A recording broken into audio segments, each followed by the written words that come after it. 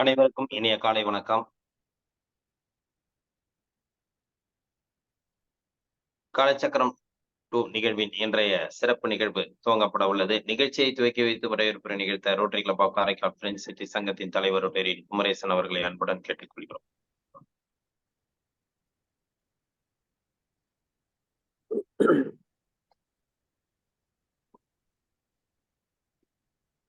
நன்றி தலைவரே.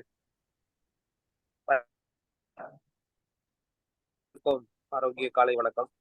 ரோட்டரி மாவட்டம் 2981 மாவட்ட ஆளுநர் ரோட்டரி செங்குடூர் அவர்களின் சிறிய தலைமையில் rotary club of Karaikal friends city வழங்கும் காலச்சக்கரம் 2.1. இது இயற்கையின் வாழ்வியல் முறை. உன்னுடன் இந்த அற்புத நிகழ்வுக்கு நம்முடன் இணைந்துள்ள ஜோன் 31 உதவியாளர் ரோட்டரியன் ஆர் சம்பத் அவர்களையும்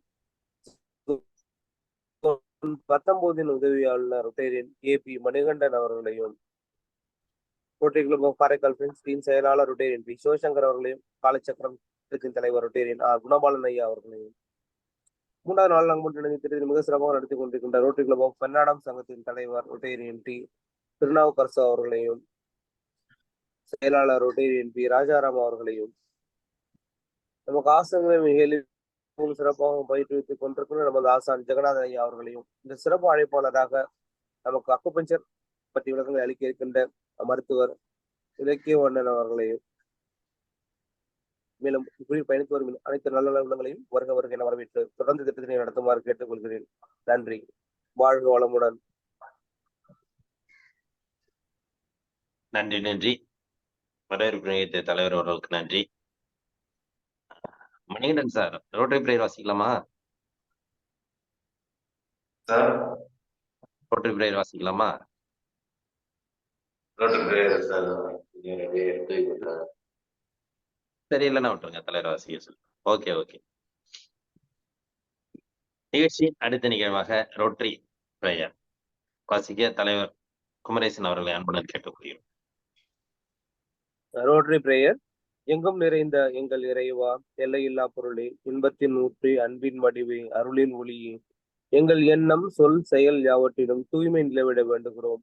உலகில் நட்புறவும் நல்லுறவும் அன்பும் அறமும் தழைத்திட நின்னருள் வேண்டி நிற்கின்றோம். யாதும் ஊரே யாவரும் கேளீர் என்பதை உணர்ந்து மக்கள் தொண்டிலே நாங்கள் நாளும் ஈடுபட எங்களுக்கு வலிமை தருவாய். எல்லோரும் எல்லா வளமும் பெற்று இனிதே வாழ இறையை அருள் புரிவாய். நன்றி. வாழ்க வளமுடன். நன்றி. ரோட்டரி பிரேயர் வாசித்த தலைவர் அவர்களுக்கு நன்றி. நிகழ்ச்சியின் அடுத்த நிகழ்வாக இறைவேண்டுதல் அளிக்க ஆசான் ஜெகநாதன் ஐயா அவர்களை அன்புடன் கேட்டுக்கொள்கிறோம். அனைவருக்கும் இனிய காலை வணக்கம். மண்ணும் நீ விண்ணும் நீ மறிகடல்கள் ஏழும் நீ என்னும் நீ எழுத்தும் நீ இசைந்த பன்னெழுத்தும் நீ. மண்ணும் நீ விண்ணும் நீ மறிகடல்கள் ஏழும் நீ என்னும் நீ எழுத்தும் நீ இசைந்த பன்னெழுத்தும் நீ. கண்ணும் நீ மணியும் நீ கண்ணுள்ளாடும் பாவை நீ நன்னும் நீர்மை நின்ற பாதம் நன்னுமாறு அருளிடாய். கண்ணும் நீ மணியும் நீ கண்ணுள்ளாடும் பாவை நீ நன்னும் நீர்மை நின்ற பாதம் நன்னுமாறு அருளிடாய். வாழ்க வளமுடன். நன்றி ஐயா. அடுத்த நிகழ்வாக அடிப்படை வணக்கம். வைகரை துயிலெழு. அன்னைக்கு வணக்கம், தந்தைக்கு வணக்கம், ஆசான் அவர்களுக்கு வணக்கம். வைகரை துயிலெழு. அன்னைக்கு வணக்கம், தந்தைக்கு வணக்கம், ஆசான் அவர்களுக்கு வணக்கம். வைகரை துயிலெழு. அன்னைக்கு வணக்கம், தந்தைக்கு வணக்கம், ஆசான் அவர்களுக்கு வணக்கம். வணக்கம் ஐயா, வெற்றி உறுதி. வணக்கம் ஐயா, வெற்றி உறுதி. வணக்கம் ஐயா, வெற்றி உறுதி. தன்னை சூழ்ந்ததறி வெற்றி உறுதி. தன்னை சூழ்ந்ததறி வெற்றி உறுதி. தன்னை சூழ்ந்ததறி வெற்றி உறுதி. வாழ்க வளமுடன். நன்றி ஐயா. அடுத்த நிகழ்வாக சூரிய வணக்கம், மூச்சு பயிற்சி, முத்திரை பயிற்சி, தியான பயிற்சிகள்.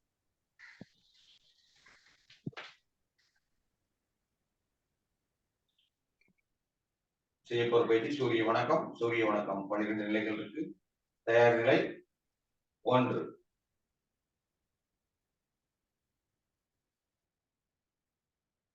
2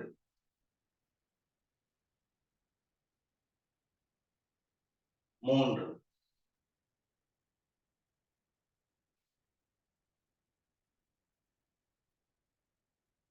4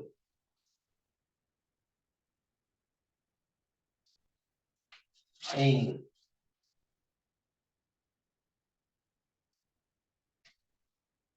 6 7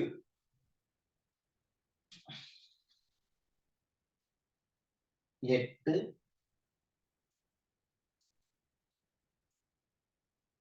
9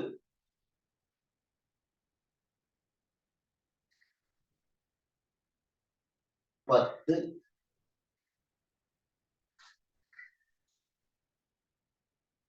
11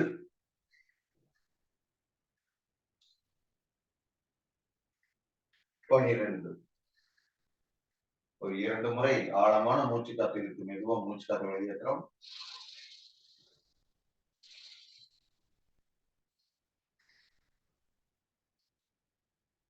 சூரிய வணக்கத்தின் பயன்கள்: கண் பார்வை திறன் அதிகரிக்கிறது, நரம்பு மண்டலம் பலமடைகிறது, அனைத்து உறுப்புகளுக்கும் ரத்தோட்டம் சீராக போய் வருகிறது, இதயம் சம்பந்தமான தொந்தரவுகள் சரியாகிறது.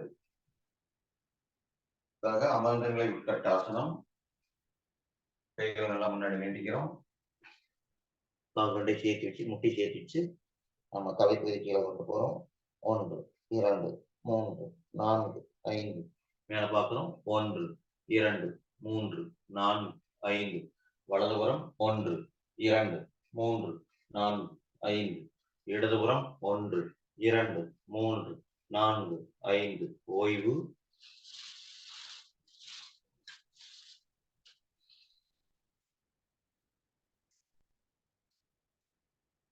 ஒரு ஆழமான மூச்சு காத்துக்கிட்டு மெதுவா மூச்சு காத்து வெளியேற்றுறோம்.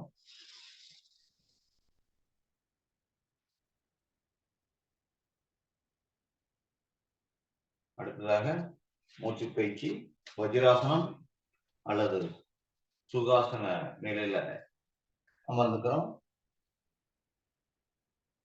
அடுத்ததாக கிரியை பயிற்சி நம்ம செய்ய போறோம். வயிற்று கிரியை. கட்டை விரல சுண்டு விரல் கீழே இருக்கிற வச்சுக்கிறோம். 4 விரல் மடக்கி வச்சுக்கிறோம். நம்ம இரு கைகளையும் தொப்புள் பகுதியில் வச்சுக்கிறோம். நம்ம தொடை பகுதியில் கீழே இருக்கட்டும். நல்லா ஆழமா மூச்சு காத்து வைக்கிறோம். மூச்சு காத்த வெளியேற்றுறோம். 1 2 3 4 5 6 7 8 9 10 11 12 13 14 15 16 17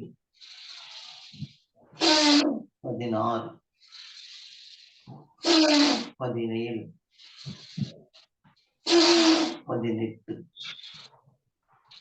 19 20. ஒரு 2 முறை ஆழமான மூச்சு எடுத்து மெதுவா மூச்சு காத்து வெளியேற்றுறோம்.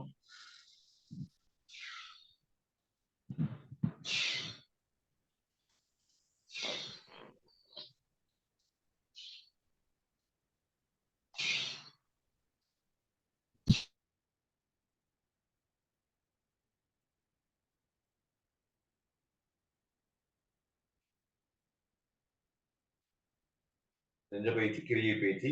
கிரியை பயிற்சி இந்த வயிற்று கிரியை செய்வதனால் கர்ப்பப்பை சுருக்கங்கள் சரியாகிறது. அது இல்லாதப்போ மிகப்பெரிய மக்கள் அதிகமா மருத்துவமனைக்கு போறது அப்படின்னா இந்த சக்கரை நோய். அது பெரிய பெரிய திருவிழாக்களே நடத்திட்டு இருக்கிறாங்க சக்கரை நோய் மருத்துவமனை.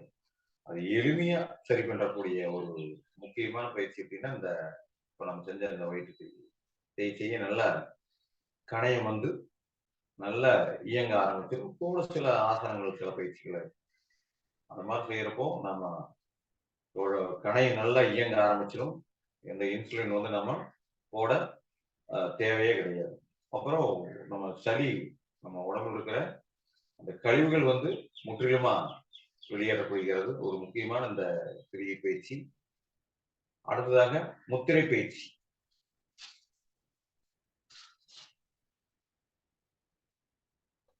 இது சுஸ்திகாசன நிலைக்கு வந்துடணும். முத்திரைகள் வந்து பாத்தீங்கன்னா கை விரல்களையே இன்னைக்கு பல்வேறு நோய்களை வந்து பாத்தீங்கன்னா குணப்படுத்த முடியும். அப்படி செய்யக்கூடிய ஒரு முத்திரைகள் வந்து இன்னைக்கு பார்த்தோம்னா பங்கஜ் முத்திரை. கரெக்டா கீழே வந்து பாத்தீங்கன்னா இப்படி இணைச்சு வச்சுக்கிறோம். அடுத்தது கட்டை விரலை இப்படி இணைச்சு வச்சுக்கிறோம். சுண்டு விரலை நாம இப்படி சைடுல இப்படி வச்சுக்கிறோம். நல்லா கைகளை நல்லா அகலப்படுத்தி நல்லா விரிச்சு வச்சுக்கிறோம். ஒரு தாமரை மாற நல்லா நெஞ்சு பகுதிக்கு நேரா வச்சுக்கிறோம். வச்சு ஒரு காலையில நம்ம ஒரு 10 நிமிடம், மாலையில் ஒரு 10 நிமிடம் நாள்தோறும் நாம செய்து வர்றதுனால மனம் மகிழ்ச்சி உண்டாகும். மன இறுக்கம் வந்து குறையும். குறிப்பா சூட்டை வந்து பாத்தீங்கன்னா குறைக்கும். இன்னைக்கு அதிகமான வெப்பம் வந்துகிட்டே இருக்கு. சூட்டை குறைக்கிறதுல ஒரு முக்கியமான பயிற்சி இந்த பங்கஜ் முத்திரை.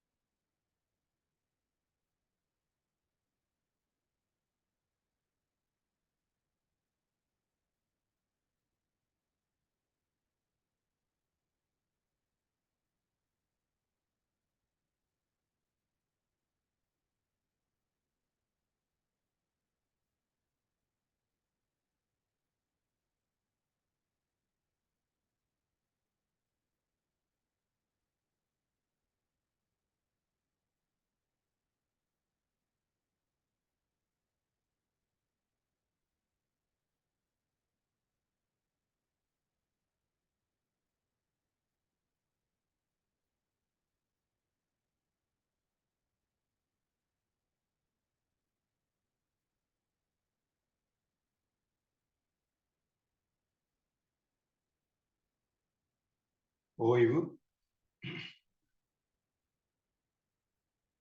அடுத்ததாக தியான பயிற்சி.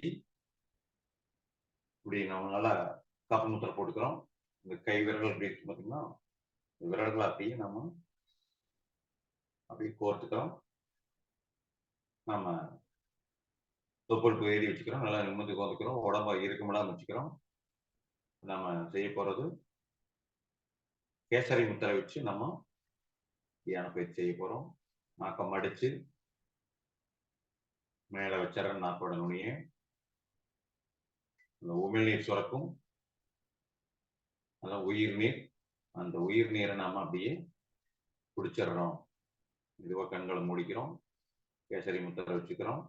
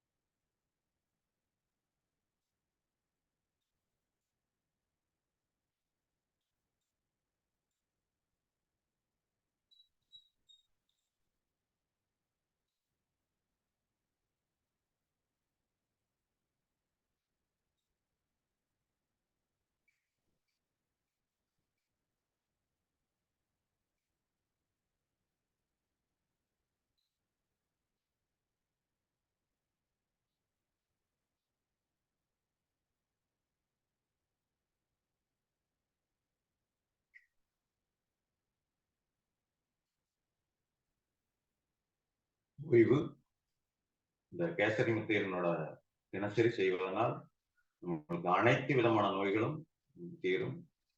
ஒரு சில பயிற்சிகள் வச்சு செஞ்சுக்கிட்டு இருந்தாவே நம்மளுக்கு பல்வேறு நோய்களுக்கு நம்ம விடுபடலாம்.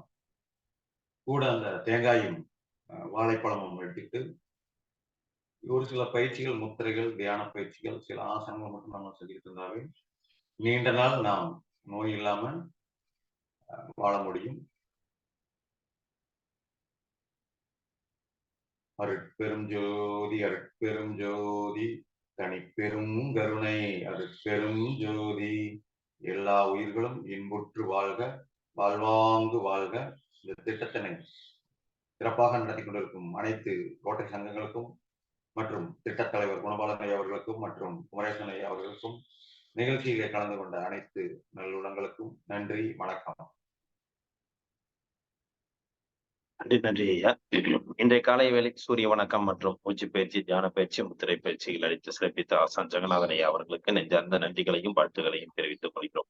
நன்றி ஐயா. நன்றி. நிகழ்ச்சியின் அடுத்த நிகழ்வாக ஹீலர் பாஸ்கர் ஐயாவின் தினம் ஒரு சிந்தனை ஆடியோ மூலம் கேட்க இருக்கிறோம்.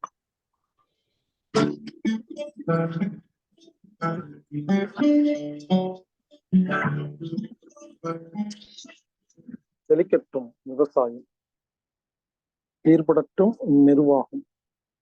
வேந்தர் டிவி நேயர்களுக்கு காலை வணக்கம்.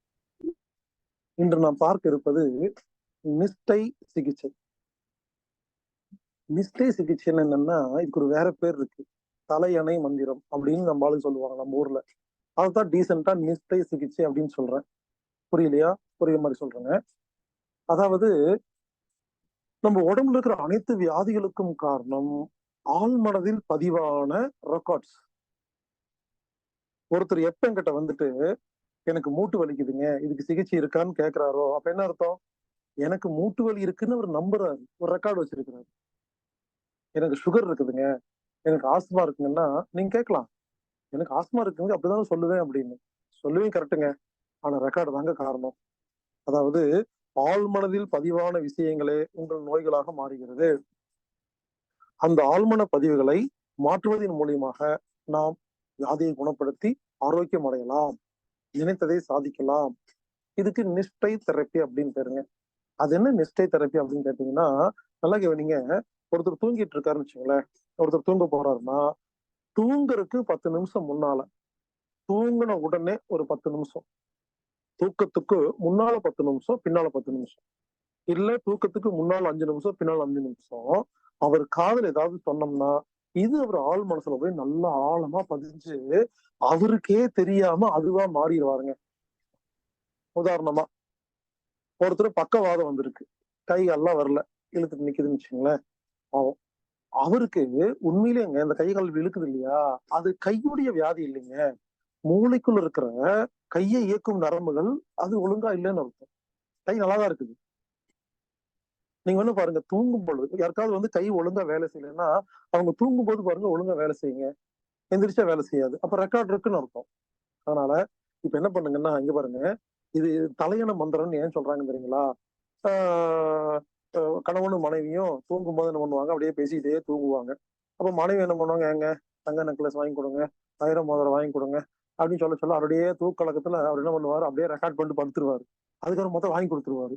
அதான் சொல்றாங்களா இல்லையா, என்ன பண்ண நீ தலையணை மந்திரம் பண்ணியா அப்படின்னு கேக்குறாங்களா இல்லைங்களா? அந்த டைம்ல மட்டும் தாங்க ரெக்கார்ட் ஆகும். அது நல்லதோ கெட்டதோ ரெக்கார்ட் ஆகும். இங்க பாருங்க, நான் என்ன சொல்ல வரேன்னா, குழந்தைகளாகட்டும் பெரியவங்களாகட்டும் யாராகட்டுங்க, யாருக்காவது நோய் இருந்தா நான் சொல்ற மாதிரி செய்யுங்க. அவங்கள படுக்க சொல்லுங்க, தூங்க சொல்லுங்க. தூங்கும் பொழுது நீங்க பக்கத்துல உட்காந்து வேடிக்கை பார்த்துட்டே இருங்க. அவங்க தூங்குறாங்களா இல்லையான்னு எப்படி தெரியுமா கண்டுபிடிக்கிறது? நீங்க காது கொடுத்து கேட்டே இருங்க. படுத்திருப்பாங்க, திடீர்னு இங்க பாருங்க வித்தியாசமான ஒரு சவுண்ட் வரும்.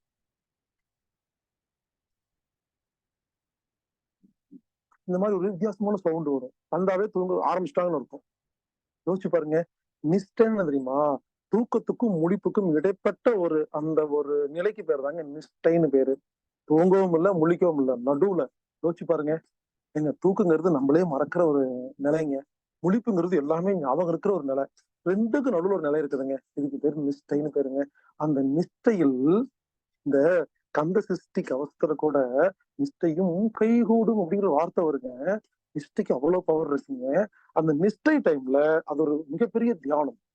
அப்ப என்ன பண்ணணும், ஒரு குழந்தைக்கு திக்குவாய் இருக்குன்னா நீங்க என்ன பண்ணணும், அந்த குழந்தை தூங்க ஆரம்பிக்கும் பொழுது, அந்த தூங்குற மாதிரி வரும் பொழுது பக்கத்துல போயிட்டு காதுல, நீ நன்றாக பேசுகிறாய், உன் வாயிலிருந்து நல்ல வார்த்தைகள் வருகிறது, தெளிவாக பேசுகிறாய் அப்படின்னு ரெக்கார்ட் பண்ணிட்டீங்கன்னா, இவருங்க சத்தம் போட்டு நீ நல்லா பேசுற அப்படின்னு கத்தக்கூடாது. காதுல போய் மெதுவா whisper, மெதுவா அமைதியா மெதுவா சொன்னா மட்டும் தான் ரெக்கார்ட் ஆகும்.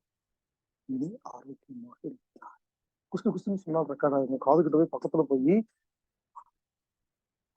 ரெக்கார்ட் பண்ணுங்க, சூப்பர் ரெக்கார்ட் ஆகும். இப்படி எந்த ஒரு நோயாளியா இருந்தாலும் இது ஒரு சிகிச்சைங்க. அந்த தூங்குறதுக்கு 10 நிமிஷம் முன்னால, தூங்குனதுக்கு அப்புறம் 10 நிமிஷம் அவங்க காதுல மெதுவா போய் இவருங்க நல்ல வார்த்தையெல்லாம் பேசணும்.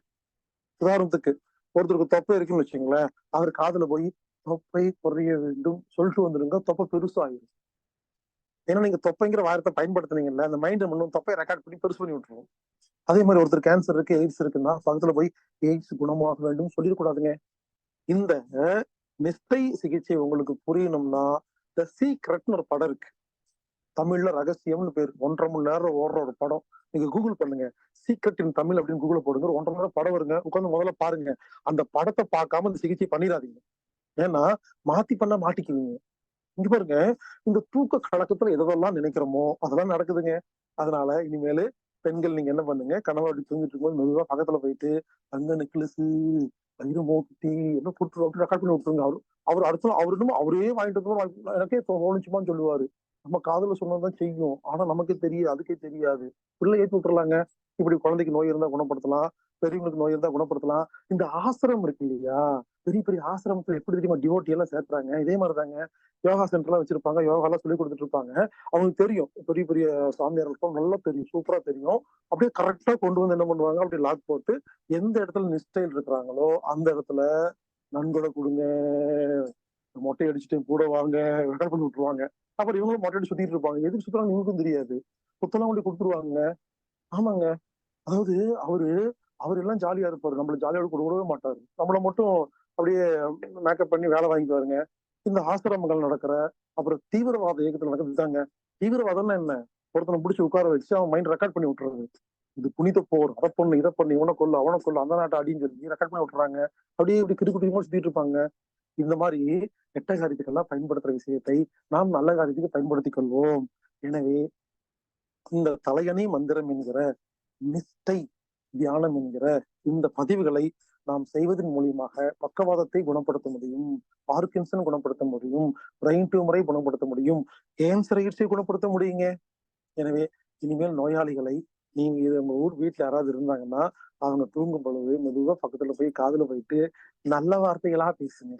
அதெல்லாம் பதிவாகி அவங்க நல்லா இருப்பாங்க. புரிஞ்சுக்குங்க.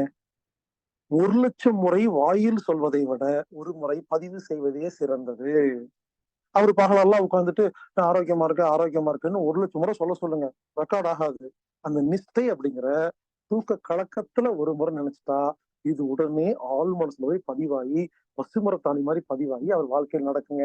எனவே நாம் இந்த நிஷ்டை பயிற்சியை, நிஷ்டை சிகிச்சை என்ற இந்த தலையணை மந்திரம் என்ற இந்த மந்திரத்தை பயன்படுத்தி நாம் இனிமேல் நாம் ஆரோக்கியம் அடைந்து கொள்வோம், வேணுங்கிற பொருளை வாங்கிக் கொள்வோம், நிம்மதியாக அமைதியாக சந்தோஷமாக வாழ்வதற்கு இந்த தலையணை மந்திரம் என்ற நிஷ்டை சிகிச்சையை பயன்படுத்திக் கொள்வோம். செழிக்கட்டும் விவசாயம், சீர்படட்டும் நிர்வாகம். மீண்டும் நாளை சந்திப்போம்.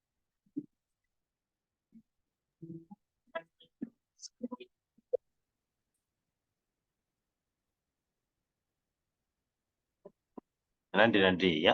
இன்றைய வேளையில் நமக்கு அற்புதமாக நிஷ்டை தலையணை மந்திரம் என்பதை பற்றி அற்புதமாக விளக்கம் அளித்த அனைவருக்கும் ஒரு பயனுள்ள தகவல்னு சொல்லலாம்.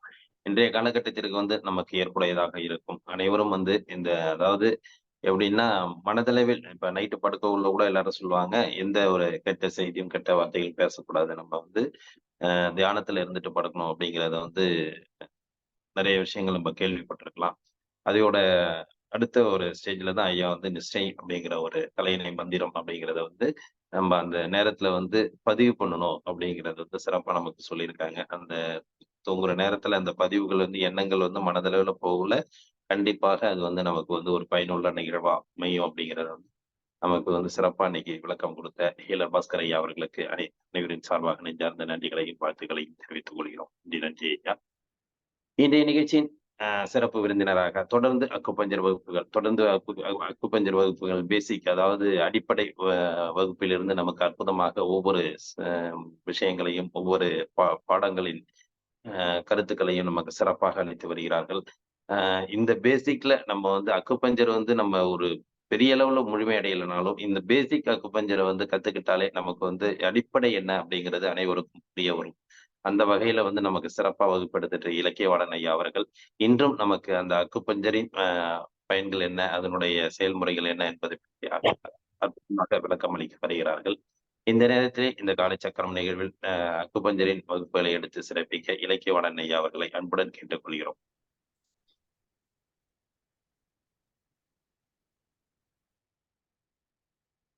அனைவருக்கும் இனிய காலை வணக்கம். உங்கள் அனைவரையும் இன்றைய அக்குபங்சர் வகுப்பிற்கு வருக வருகவென அன்புடன் வரவேற்கிறோம். இதற்கு முந்தைய வகுப்புகள்ல பஞ்சபூத தத்துவத்தை பற்றி பார்த்திருந்தோம், இன்யாங் தத்துவத்தை பற்றி பார்த்திருந்தோம்.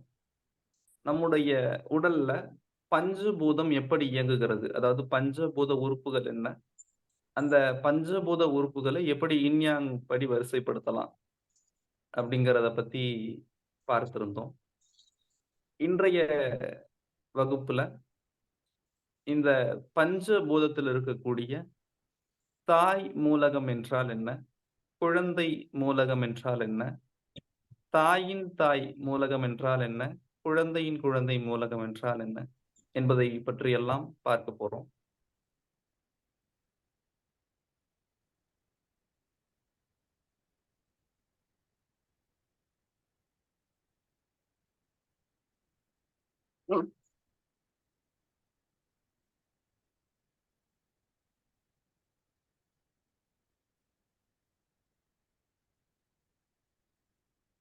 மகனே இருக்கிறேங்க.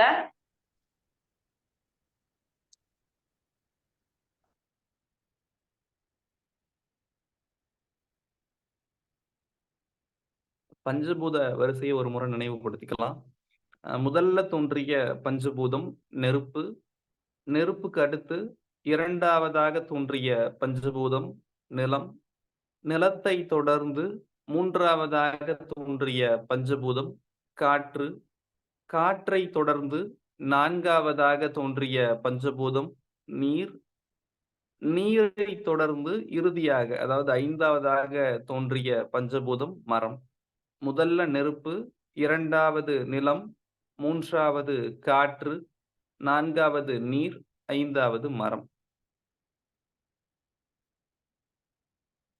இந்த வரிசைய ஒரு சுற்றின் அடிப்படையில் இங்க படத்துல நம்மளால பார்க்க முடியுது. முதல்ல நெருப்பு தோன்றி இருக்கிறது. நெருப்பிலிருந்து நிலம், நிலத்திலிருந்து காற்று, காற்றை தான் நம்ம மெட்டல் அப்படின்னு சொல்லுவோம்.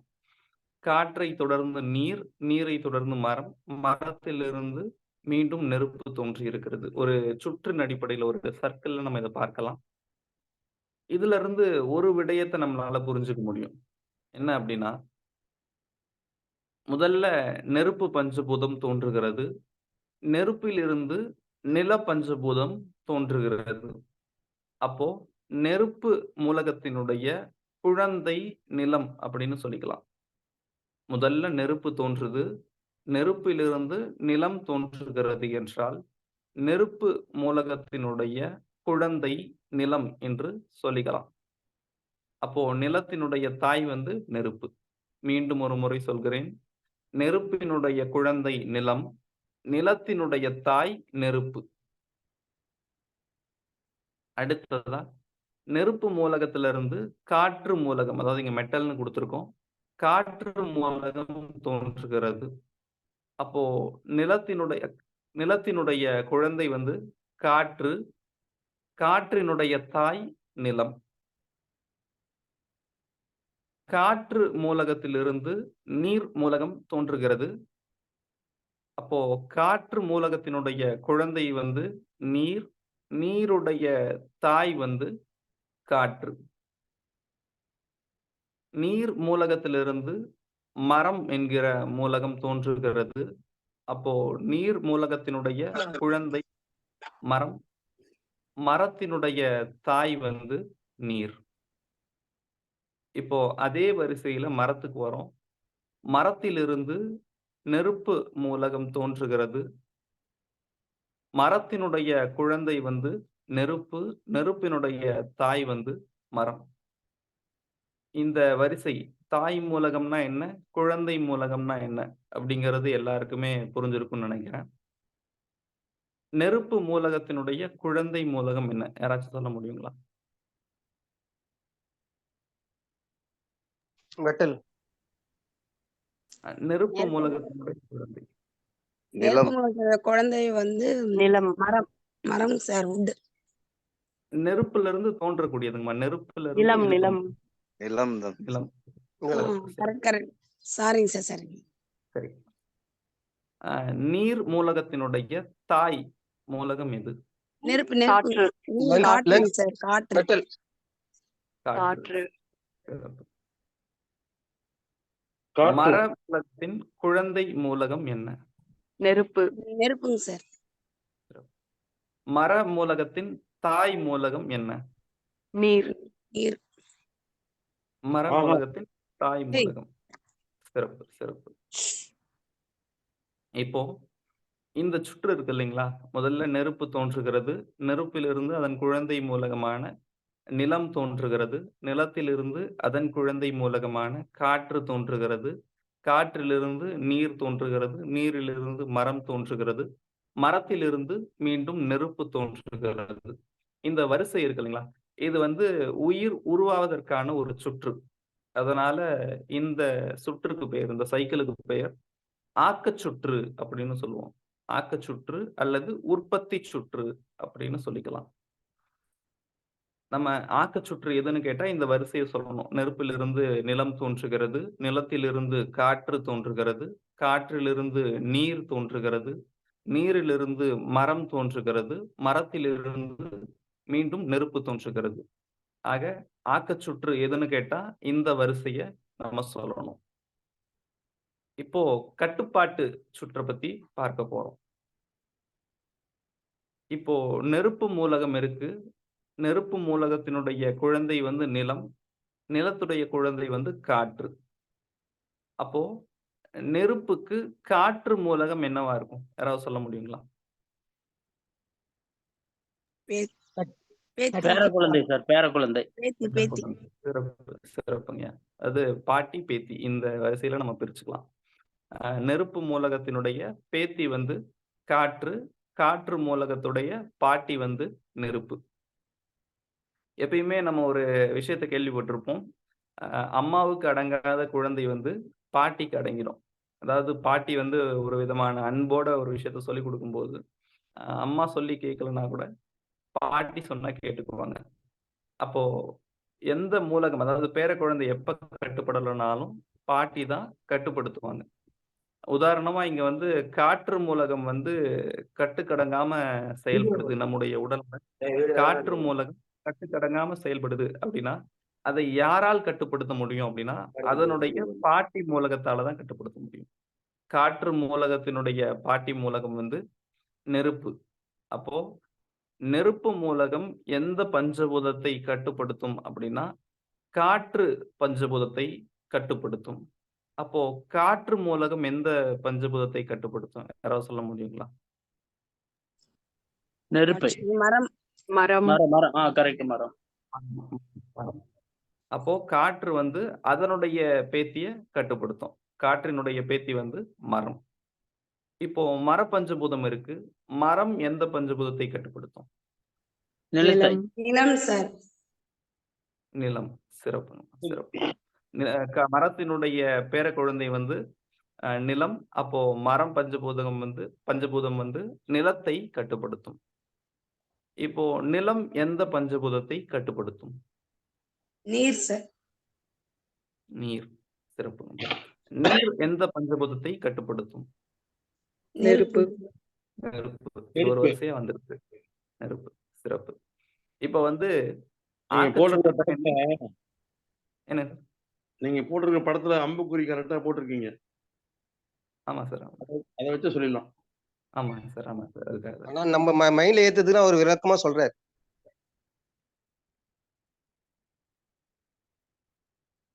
இப்ப நம்ம ஆக்கச்சுற்று, கட்டுப்பாட்டு சுற்று அத பத்தி பார்த்திருக்கிறோம். அதாவது ஆக்கச்சுற்றுன்னா, ஒன்றிலிருந்து ஒன்று உருவாகுது. நெருப்பிலிருந்து நிலம் உருவாகுது. நிலத்திலிருந்து காற்று, காற்றிலிருந்து நீர், நீரிலிருந்து மரம், மரத்திலிருந்து நெருப்பு உருவாகுது. இந்த உருவாக்கம் ஏற்படுவதற்கு பெயர் ஆக்கச்சுற்று. பேரக்குழந்தை, பாட்டி இந்த உறவுகளுக்கிடையில் கட்டுப்படுத்தக்கூடிய செயல்முறை நடைபெறுகிறது. அப்போ இத வந்து கட்டுப்பாட்டு சுற்றுன்னு சொல்றோம். இந்த ஆக்கச்சுற்று ஒழுங்கா நடக்கல அப்படின்னா, அந்த நிலைக்கு பெயர் ஆக்க எதிர்வினை சுற்று. ஆக்கச்சுற்று ஒழுங்கா நடைபெறல அப்படின்னா, அந்த நிலைக்கு பெயர் ஆக்க எதிர்வினை சுற்று. உதாரணமா, நெருப்பிலிருந்து ஆற்றல் வந்து ஒழுங்கா நிலத்துக்கு போல, நெருப்பினுடைய குழந்தை வந்து நிலம். நெருப்பிலிருந்து ஒரு முழுமையான ஆற்றல் நிலத்துக்கு போல அப்படின்னா, அந்த நிலைக்கு பெயர் ஆக்க எதிர்வினை சுற்று. அதே மாதிரி நிலத்திலிருந்து காற்றுக்கு சீரான ஆற்றல் பயணிப்பு இல்லை அப்படின்னா, அந்த நிலைக்கு பெயர் ஆக்க எதிர்வினை சுற்று. காற்றிலிருந்து நீர் மூலகத்திற்கு ஒழுங்கான ஆற்றல் கிடைக்கவில்லை அப்படின்னா, அந்த நிலைக்கு பெயர் ஆக்க எதிர்வினை சுற்று. நீரிலிருந்து மர மூலகத்திற்கு சீரான ஆற்றல் கிடைக்கவில்லை என்றால், அந்த நிலைக்கு பெயர் ஆக்க எதிர்வினை சுற்று. மரத்திலிருந்து சீரான ஆற்றல் நெருப்புக்கு கிடைக்கவில்லை என்றால், அந்த நிலைக்கு பெயர் ஆக்க எதிர்வினை சுற்று. அப்போ ஒரு மூலகத்திலிருந்து இன்னொரு மூலகத்துக்கு, அதாவது குழந்தை மூலகத்துக்கு ஒழுங்கான ஆற்றல், சீரான ஆற்றல் கிடைக்குது அப்படின்னா, அந்த நிலைக்கு பெயர் ஆக்கச்சுற்று. ஒரு மூலகத்திலிருந்து இன்னொரு மூலகத்திற்கு சீரான ஆற்றல் கிடைக்கவில்லை என்றால், அந்த நிலைக்கு பெயர் ஆக்க எதிர்வினை சுற்று. அடுத்ததா கட்டுப்பாட்டு சுற்று. ஒரு மூலகத்திலிருந்து இன்னொரு, அதாவது பாட்டி, பேரக்குழந்தை இந்த 2 மூலகங்களும் இணைந்து செயல்படுகிறது. அது உதாரணமா, நெருப்பு மூலகம் வந்து காற்று மூலகத்தை கட்டுப்படுத்தணும். பாட்டி வந்து பேரக்குழந்தைய கட்டுப்படுத்தணும். அப்படி கட்டுப்படுத்தினா இந்த சுற்றுக்கு பெயர் கட்டுப்பாட்டு சுற்று. அப்படி ஒருவேளை பாட்டியால பேரக்குழந்தைய கட்டுப்படுத்த முடியல, கட்டுக்கடங்காம இருக்கு அந்த பேரக்குழந்தை அப்படின்னா, அந்த நிலைக்கு பெயர் கட்டுப்பாட்டு எதிர்வினை சுற்று. உதாரணமா, நெருப்பு மூலகம் காற்று மூலகத்தை கட்டுப்படுத்தணும். ஆனா நெருப்பு மூலகத்துக்கு காற்று மூலகம் கட்டுப்படல அப்படின்னா, அந்த நிலைக்கு பெயர் கட்டுப்பாட்டு எதிர்வினை சுற்று. இன்னொரு உதாரணம் என்ன சொல்லலாம் அப்படின்னா, காற்று மூலகத்துக்கு மர மூலகம் கட்டுப்படணும். அப்படி கட்டுப்படல அப்படின்னா, அந்த நிலைக்கு பெயர் கட்டுப்பாட்டு எதிர்வினை சுற்று. மர மூலகத்துக்கு நில மூலகம் கட்டுப்படணும்.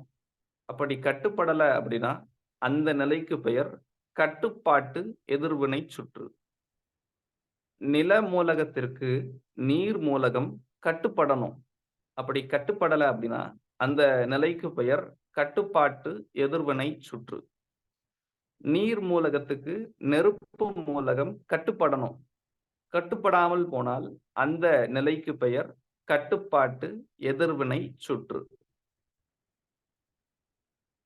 இந்த கட்டுப்பாட்டு சுற்றுனா என்ன? கட்டுப்பாட்டு எதிர்வினை சுற்றுனா என்ன? ஆக்க சுற்றுனா என்ன? ஆக்க எதிர்வினை சுற்றுனா என்ன? அப்படிங்கிறத பத்தி எல்லாருக்கும் ஒரு தெளிவான புரிதல் ஏற்பட்டிருக்கும்னு நினைக்கிறேன்.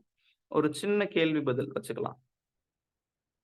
இப்போ நீர் மூலகத்துக்கு நெருப்பு மூலகம் கட்டுப்படுது. அந்த நிலைக்கு பெயர் என்ன?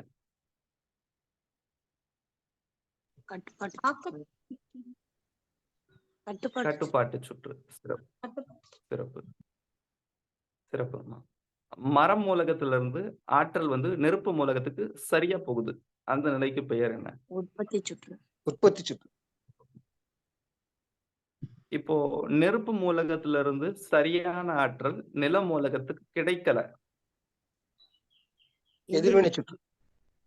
என்ன எதிர்வினை சுற்றுங்கய்யா? பற்றாக்குறை.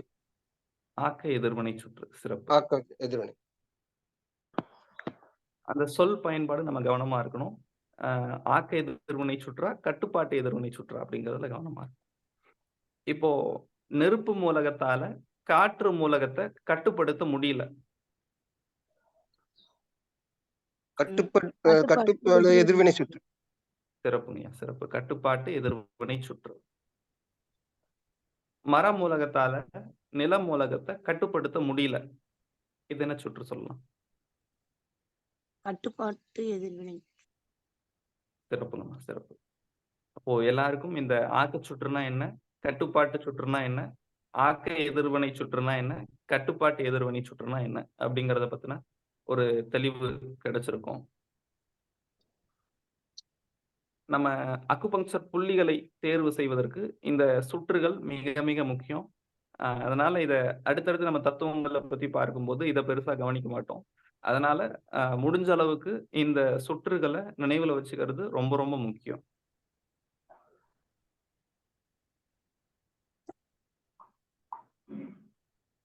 அடுத்ததாக நாம் பார்க்க போது கழிவு நீக்க தத்துவம். அதாவது ஏற்கனவே தொடர்ந்து ஹீலர் பாஸ்கர் அவர்களுடைய சிந்தனைகளை பார்த்து வருவதால எல்லாருக்குமே இந்த கழிவுகளின் தேக்கம் தான் நோய் என்பது பற்றின ஒரு தெளிவான ஒரு புரிதல் இருந்திருக்கும்.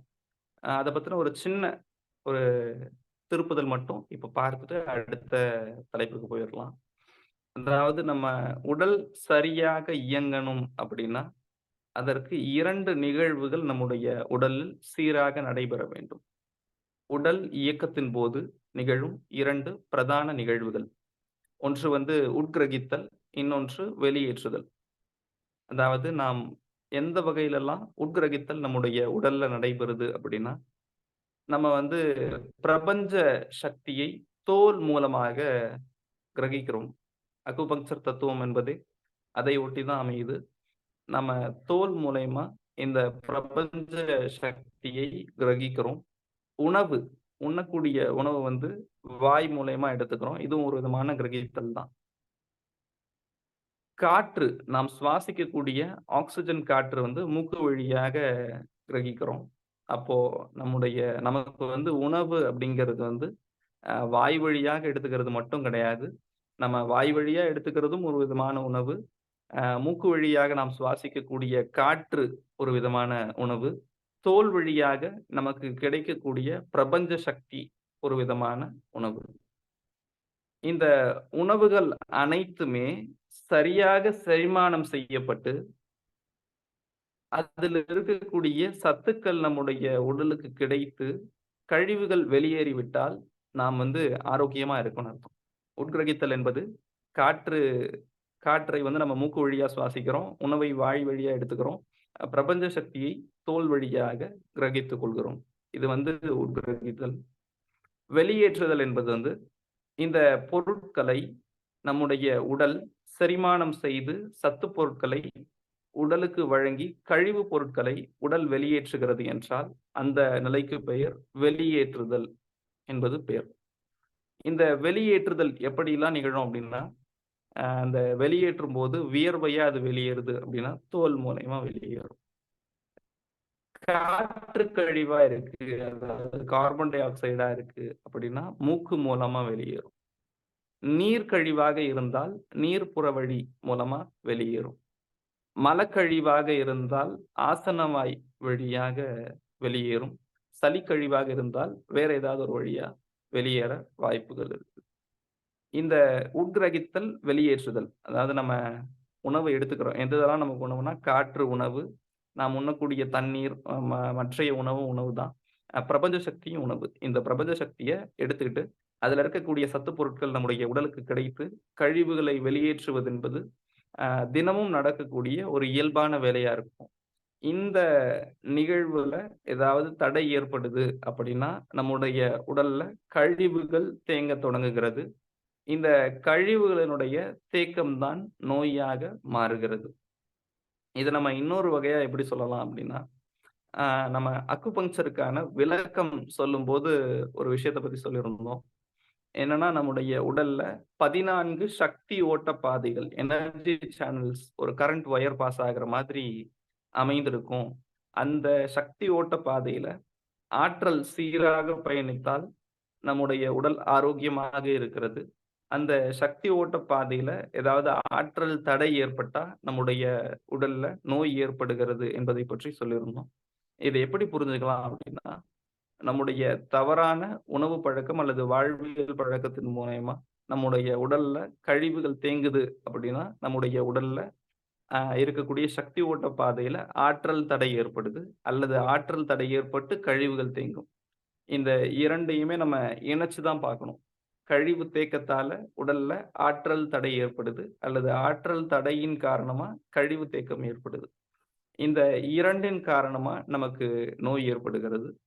இந்த நோயை எப்படி சரி செய்யலாம் அப்படின்னா, முழுமையான இயற்கை வாழ்வியலுக்கு வரும்போது நம்மால சரி செய்ய முடியும். இன்றைய பாடம் இதுதான். இதுல ஏதாவது சந்தேகம் இப்ப இருந்தா கேட்கலாம்.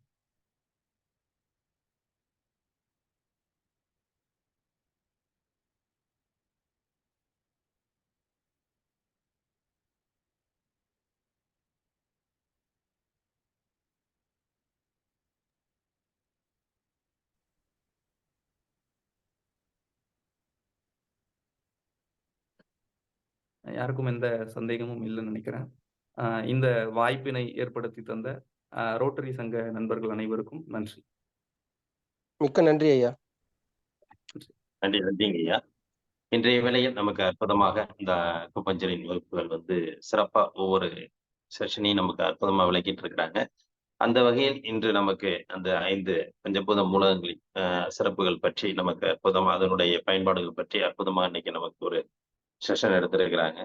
இன்றைய வேளையில் நம்ம காலச்சக்கரம் நிகழ்வில் சிறப்பித்து கொடுத்த இலக்கியவாணன் ஐயா அவர்களுக்கு நெஞ்சார்ந்த நன்றிகளையும் வாழ்த்துக்களையும் தெரிவித்துக் கொள்கிறோம். நன்றி, நன்றி ஐயா.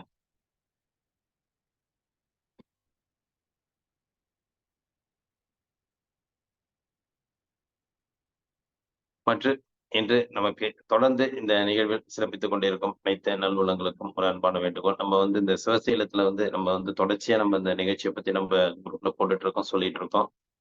பல அன்பர்கள் வந்து தங்களுடைய பதிவுகளையும் வெளிப்படுத்திட்டு இருக்கீங்க.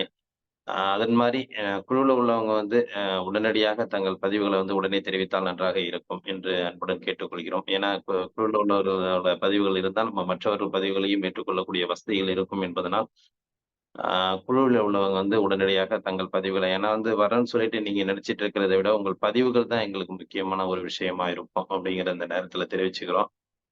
ஏன்னா நம்ம ஏற்பாடுகள் செய்ய வேண்டிய நிலைமைகள் அதிகமா இருக்கு. இன்னொன்னு வந்து பாத்தீங்கன்னா அங்க குறைவான இடங்கள் தான் இருக்கு அப்படிங்கிறத, தங்கும் வசதிகள்லாம் ஒரு குறிப்பிட்ட இடங்கள் தான் அப்படிங்கிறதுனால அதற்குண்டான ஏற்பாடுகள் தான் நம்ம செய்ய முடியும் அப்படிங்கிற சூழ்நிலைகள் இருக்குங்கிறதுனால நம்ம குழுல உள்ளவங்க தற்சமயம் வந்து உங்களுடைய பதிவுகளை உடனடியாக தெரிவிக்க வேண்டும் என்று அனைவரையும் கேட்டுக்கொள்கிறேன். மற்றும் இப்ப இவங்க கூட இந்த கீதாமணி அம்மாவுடன் இதுல இந்த திருவண்ணாமலையில இருந்து கேட்டிருக்காங்க, வர்றேன் எனக்கு வந்து வசதிகள் எப்படி அப்படிங்கிறத கேட்டிருக்காங்க, குழுவுல போட்டிருக்காங்க. அத மாதிரி பக்கத்துல இருந்து யாராச்சும் இருந்தீங்க, வர்ற வாய்ப்புகள் இருந்தா நீங்க கொஞ்சம் தெரியப்படுத்துங்க.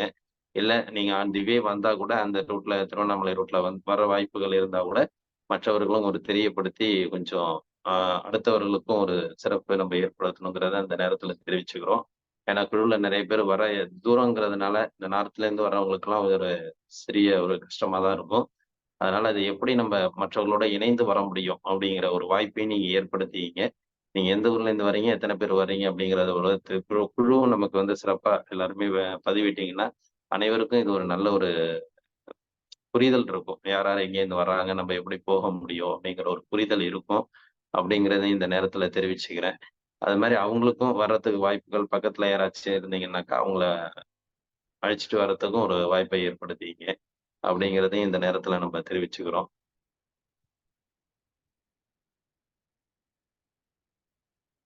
மற்றும் இந்த நிகழ்வுகளை நமக்கு சிறப்பாக நடத்தி கொண்டிருக்கும் rotary club of Karaikal friends city சங்கத்திற்கும், மற்றும் இன்று நம்முடைய இணைந்து பணியாற்றிய ரோட்டரி கிளப் ஆஃப் பெண்ணாடம் சங்கத்திற்கும், மற்றும் ஆசனங்களை அளித்து சிறப்பித்த ஆசான் ஜெகநாதன் ஐயா அவர்களுக்கும், இன்று சிறப்பு விருந்தினராக கலந்து கொண்டு சிறப்பித்த இலக்கியவாணன் ஐயா அவர்களுக்கும், நிகழ்ச்சியிலே கலந்து கொண்டு சிறப்பித்துக் கொண்டிருக்கும் அனைத்து நல்லுள்ளங்களுக்கும் இந்த காலை வேளையிலே நன்றிகளையும் வாழ்த்துக்களையும் தெரிவித்துக் கொண்டு இன்றைய நிகழ்வை இத்துடன் நிறைவு செய்து மீண்டும் நாளை காலை நல்லதொரு நிகழ்வில் சந்திப்போம் என்று நன்றி கூறி வருகிறோம். நன்றி, வணக்கம். வாழ்க வளமுடன், வாழ்க வளமுடன், வாழ்க நலமுடன். நன்றிங்க ஐயா. இன்பமே சூழ்க, எல்லோரும் வாழ்க. நன்றி நன்றி. வாழ்க வளமுடன். வாழ்க வளமுடன். நன்றி, வாழ்க வளமுடன். நமஸ்காரம். நமஸ்காரம். வாழ்க வளமுடன். நன்றி ஐயா, வாழ்க வளமுடன். நன்றிங்கம்மா, வாழ்க வளமுடன். நன்றிங்க ஐயா, வாழ்க வளமுடன்.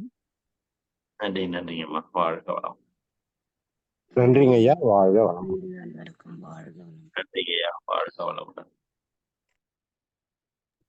நன்றிங்க ஐயா, வாழ்க வளமுடன். நன்றிங்கய்யா, வாழ்க வளம். நன்றிங்க ஐயா, வாழ்க வளமுடன். நன்றிங்கய்யா, வாழ்க வளமுடன். குழியில் உள்ள அனைவருக்கும் நன்றி. வாழ்க வளம்.